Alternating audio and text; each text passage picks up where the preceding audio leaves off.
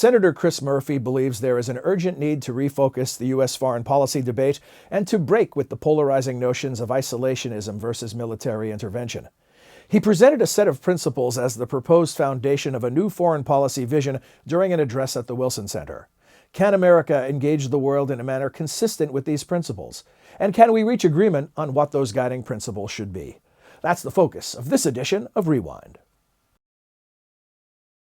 We're very delighted to have Senator Murphy with us today. In the past couple weeks alone, we've had the pleasure of hosting many of his colleagues from the Hill. This is actually a rather unusual number, in the last couple of weeks from both parties, including Senator John Cornyn, who was here last week. Senator Bob Corker was here a couple of weeks ago at our board meeting.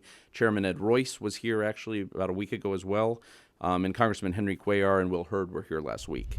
Senator Chris Murphy, our main speaker today, thank you, Senator, is the junior United States Senator for Connecticut. Elected in 2012, Murphy serves on several committees, including Appropriations, Health, Education, Labor, Pensions, and importantly for our discussion today, the Committee on Foreign Relations. First, I think the challenge for this republic is not so much trying to identify a progressive, liberal, or conservative foreign policy. Challenge essentially is to try to find a policy that obviously is designed to protect the national interest, but also a policy that, in essence, should work. Iran. Now, you don't know what's in this deal, either do I. But based on what you're sensing, do you think you'd be in a position to support the administration's case for a comprehensive agreement on the nuclear issue with Iran?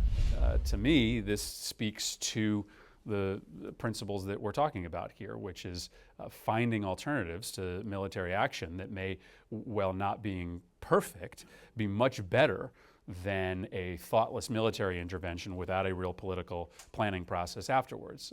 And that's what I think is amazingly absent from this conversation about this debate. But I do think it's an exceptional framework. Would I love for the agreement to be longer than 10 years? Absolutely, but elements of it are.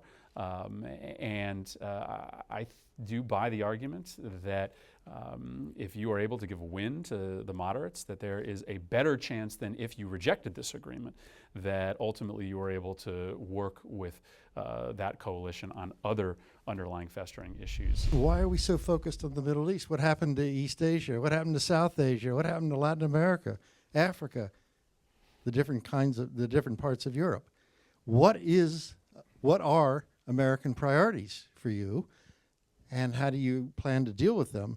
Because we're totally obsessed with the Middle East, and is it or isn't it in our interest? Listen, our interests are multifold. They start with protecting the United States from attack, and that project is not exclusive to the Middle East. What we know is that terrorist groups, ISIS at the top of the list these days, are setting up shop in a variety of places all around the globe, and we simply, again, don't have the resources to meet that challenge. You are right. We are hyper-focused on the Middle East. There are good reasons for that, not so good reasons for that, and part of this project is to try to hopefully awaken people's interest and attention to other parts of the world as well. Would you please speak about the importance of trade with relation to American foreign policy, specifically fast-track authority? A bill increasing American energy independence would also make this country a lot more secure. But we subject that debate to the traditional set of rules, and nobody even talks about a fast track for energy reform or immigration reform, which you can argue that our demographic advantage is, one of our primary strengths in and around the world, but nobody's talking about a fast track for immigration reform. I just think it's odd that we set aside a process for trade and for nothing else. So I hope that there's going to be one of these deals, either TPP or TTIP, that I can support because I believe that trade is intertwined with American foreign power. It's just got to be on the right terms. Tomorrow, the U.S.-China strategic and economic dialogue is going to begin. So what do you expect are the most pressing issues that should be discussed? Does Congress play a role in it?